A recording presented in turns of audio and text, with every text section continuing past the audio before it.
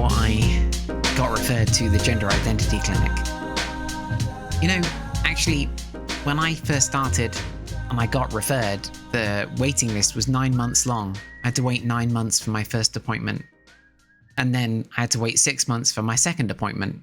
And before I even got referred, I had to wait a few months in order to go to the community mental health team. Because back then, you had to go to the community mental health team to see a psychiatrist there before they'd allow you to be referred. So I had to see 3 psychiatrists before I could start any feminizing hormones, anything like that. I thought that we would be at the edge of something positive. I really thought that I was cresting a wave of acceptance at that point. I really thought that we were getting somewhere. Maybe it just is taking a bit longer than I'd hoped.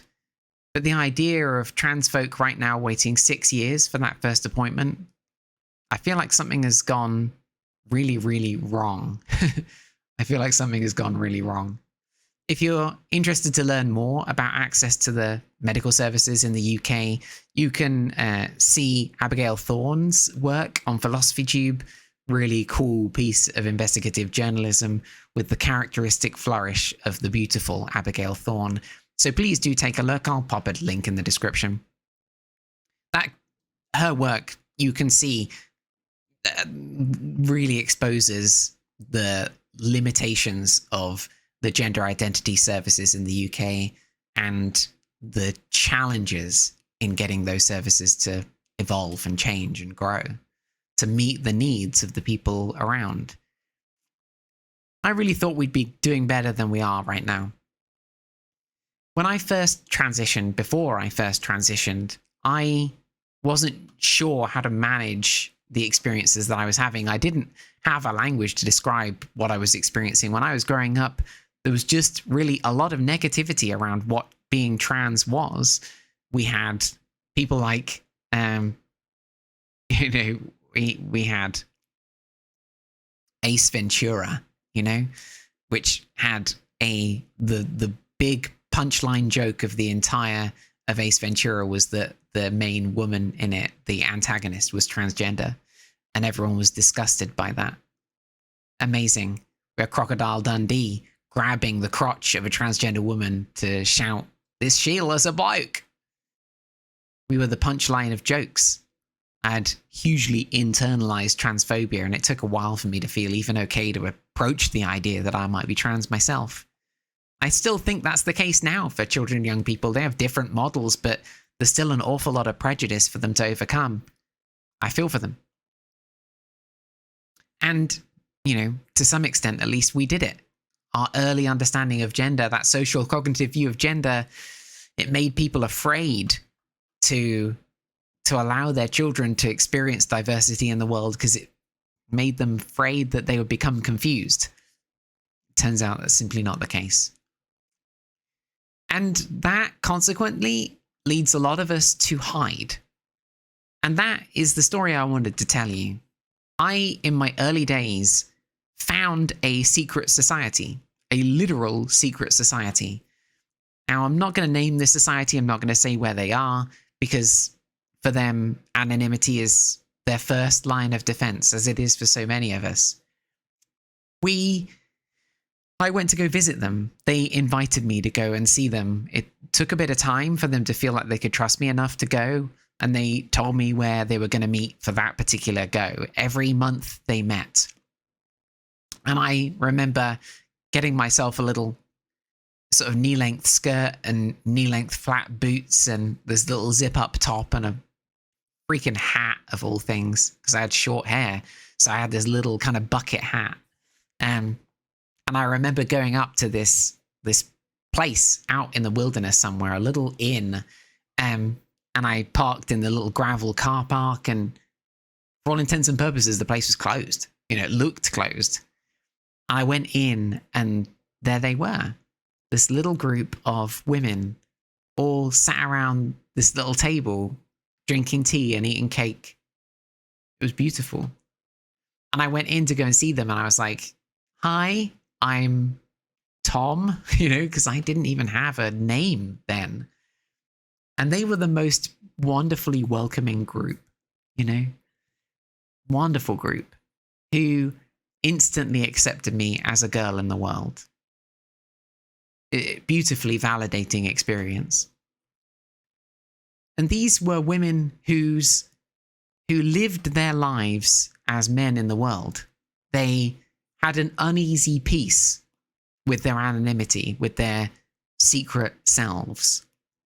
They had lives in the world. They had children and families and wives and powerful jobs. They were powerful men in the world. And in exchange for all of that, once a month, they came together to be themselves, to be women in the world. They were women. For all intents and purposes, they just lived their lives in disguise. And I came away from that meeting. I came back here, and Kaz was sitting on the couch. And I came back girled up. And her response to me was that, we're not going to do that. We're not going to live a life of secrecy. And between us, this is the beauty of having a supportive partner. Between us, we made the call that I would not build my life into a prison for my authentic self. As understandable as that would have been, as understandable as it was for those women, as completely understandable as it was, I never went back because I made the decision with Kaz, we made the decision that I would not build my life into a prison for that part of me. That I would be me in the world. And I went to my GP pretty soon after and was like, I need to go and seek transition related services. It's time to start making a change. Time to be, me and proud. And there are so many people like me, not just the transgender community. I'm going to pop in the description some links. Gina Rosero is one of my all-time heroes, a model who came out on the TED stage as transgender. Freaking what a hero. And in that moment, she represented all the trans folk out there who were hiding, because anonymity is our first line of defense. Even now, I still do that. When I do my EP work and I go out to see families, I don't tell them that I'm trans. I try to pass as best I can. It's a terrible phrase, passing. It shouldn't be needed, but it is, because I'm working with their kids. I'm scared that they'll hate me. I'm scared that they'll reject me. I'm scared that I'll be in physical danger. I've been in those situations where I've worked with a parent and I'm worried about my physical safety if they found out that I was trans. So I don't tell people, and I'm privileged enough that I don't have to. Gina Rosero, what a legend. And the transgender community is just one that is marginalized by a model of gender that says you can be accurately assigned at birth with no level of provisionality. The transgender community is 0.5% of the population, at least. We are out there. No level of provisionality, and 0.5% of the time you're getting it wrong. Are you serious? You accept that error rate? And then, people whose genders fall outside of the binary, there are tons of people out there who talk about their experience being their experience of their gender identity not falling in line with the binary at all, whether it be sort of non-binary identities or two-spirit identities or third gender identities, of which there are countless around the world throughout history, outside of male and female. Got to bear in mind that the reason that male and female is so dominant in society is in no small part due to colonialism, right? We advocated a binary view of gender and the normalcy of heterosexuality. That is hetero and cis normativity being commonplace throughout the world is in no small part due to colonialism. We advocated that. And as part of oppressing indigenous cultural identities, we oppressed third gender identities and sexual and gender diverse identities almost out of existence. So, we have a lot to answer for. And it's no wonder in that context that people hide, right?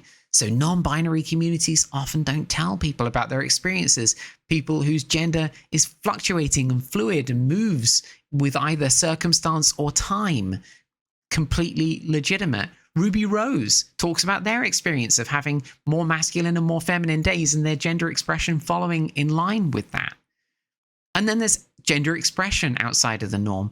Courtney Act, an amazing drag performer, talking about, they were on Big Brother not that long ago, talking about their experience of being like Shane and having a gender identity that is more in line with Shane in the world, more masculine, but having a form of gender expression that is very feminine in the world, and that being part of who Shane is as a person. Courtney Act is a part of their complete whole identity, even though it's to do with gender expression, not to do with gender identity discreetly.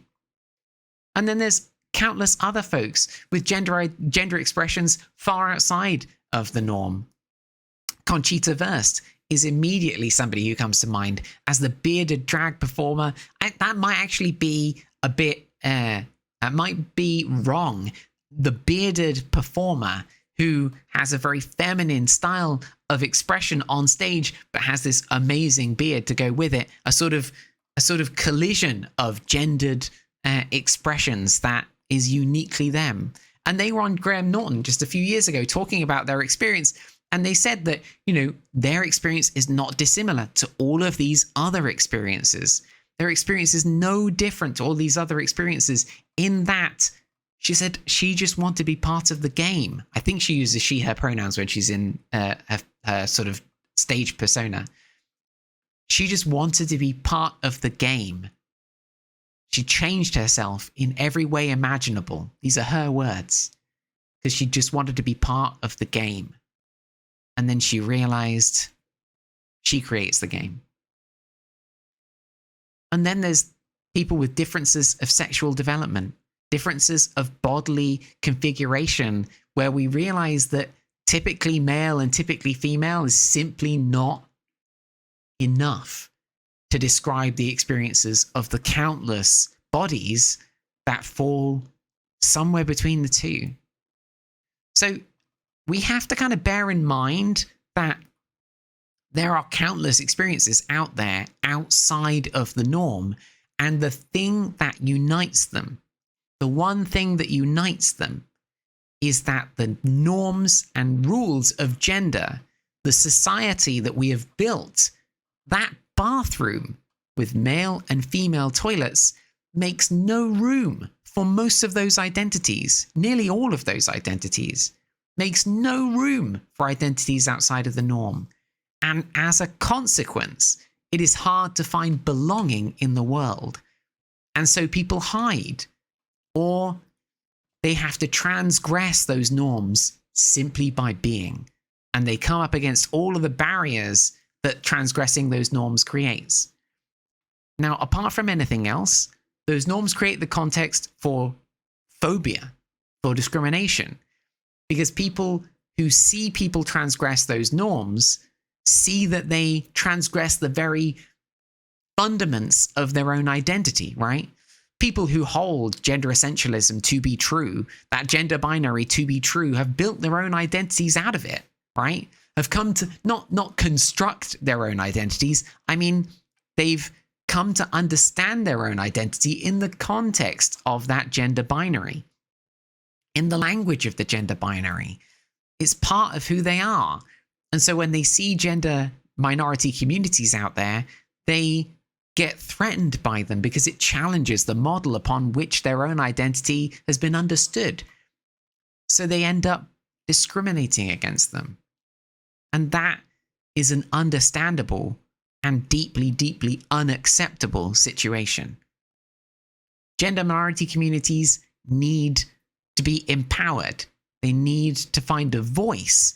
We need to make sure that together, both trans and cis and non-binary, gender fluid, gender expressions outside of the norm, we need to all come together and to recognize that genders outside of the norm are a part of the truth of gender. They're a part of the diversity of gender experiences that exist in the world. And we need more than anything to develop a model of gender that invites these people, invites us all to find a place to belong. That's fundamentally it. So, when we come back, we're now going to tackle a handful of really challenging questions, one at a time. You might have noticed in the press, you might have noticed in government spokespeople, you might have noticed in the comments of Suella Braverman, for example, you may have noticed that there are some big and challenging questions being asked about what gender is and what it can be expected to do. What genders is it possible to be in the world, and what genders people are? But deeper than that, questions like, is greater public awareness of the transgender community making more people trans? Is support for gender affirmative care for transgender people making people more trans? Does social transition, the act of engaging with the world in a way that is consistent with your gender identity, does it shape your gender identity to be more trans? These are big questions and controversial.